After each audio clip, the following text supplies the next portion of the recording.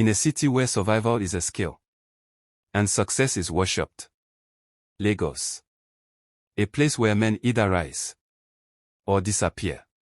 And in this city, one man stood above the rest. His name was Obinna. Obinna was not just successful. He was untouchable. Oil deals. Real estate. International connections from Lagos to Houston. His name carried weight. When he spoke, people listened. When he entered, rooms shifted. But greatness has a price. And Obinna paid it quietly. A wife who felt invisible. A daughter who stopped calling him daddy. Because he was never there. To him, it was sacrifice. To them, it was absence. Obinna didn't come from wealth. He came from hunger. From a childhood where school fees were a battle. And dreams felt like insults. So he made a promise. I will never be that powerless again. And he kept that promise. At the cost of everything else. At first, it was subtle. Delayed payments. Strange emails. Missed calls from partners. But Obinna ignored it. Because men like him don't believe in warning signs. They believe in control. At 1:43 a.m., his phone rang. And in that moment, his life split into two. Before and after. Sir, there's been a breach. Funds missing. Accounts compromised. Investors pulling out. Obinna's voice hardened. Fix it. But this time, it couldn't be fixed. Within days, everything began collapsing. Banks froze accounts. Contracts disappeared. Phones stopped ringing.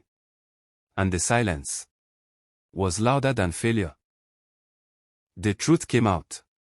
The man behind it all was someone Obinna trusted deeply. Sadiq. Friend. Partner. Brother. The betrayal wasn't just financial. It was personal. And it shattered him. News spread like wildfire. Blogs. Whispers. Mockery. The mighty has fallen. People who once praised him now laughed. And Obinna could do nothing but watch. At home, things were worse. His wife, Amora, had reached her limit. I begged you to slow down. Her voice wasn't angry.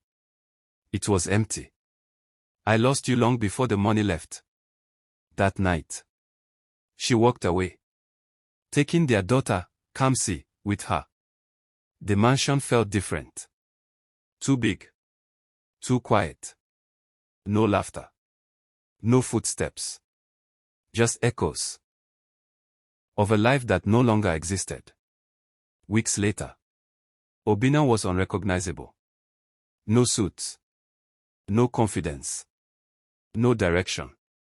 Just a man. Walking through Lagos like a stranger in his own life.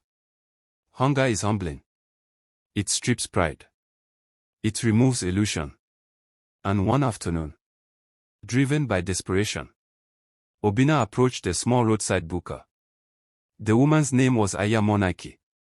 She looked at him. Not as a failure. Not as a former rich man. Just a human being. Sit down. No judgment. No questions. Just kindness. At the buka, life was simple. People laughed. Strangers shared food. Problems felt lighter. It was a world Obinna had forgotten existed. One day, Aya Monike said, "If you will keep coming here, then help." At first, his pride resisted. But life had already broken that pride. So he agreed. And slowly, he began to change. Serving others did something money never could. It healed him. He began to see life differently. Not as a race, but as a journey. Not as a competition, but as a connection. Months passed. Then years. Obinna didn't rebuild his old empire. He built something new. Smaller. Honest. Purpose-driven. And this time, it wasn't about proving anything. One day, standing in front of a small crowd, Obinna spoke.